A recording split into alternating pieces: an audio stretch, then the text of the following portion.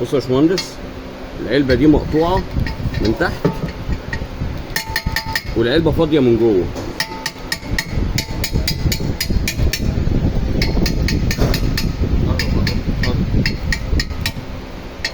بص صوتها بترن ازاي فاضيه.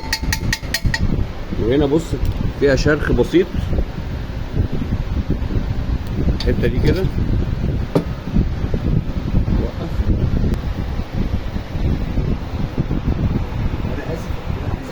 فاضي يا محمد، جاي الناحية التانية على طول. انا عايز بقى ايه؟ انا شغال فيديو. بص كده يا باشا، المفروض المقاس ده ما يدخلش جوه العلبه من عندك فاضيه. بص طلعه من الناحية التانية. المقاس طلع من الناحيه التانيه.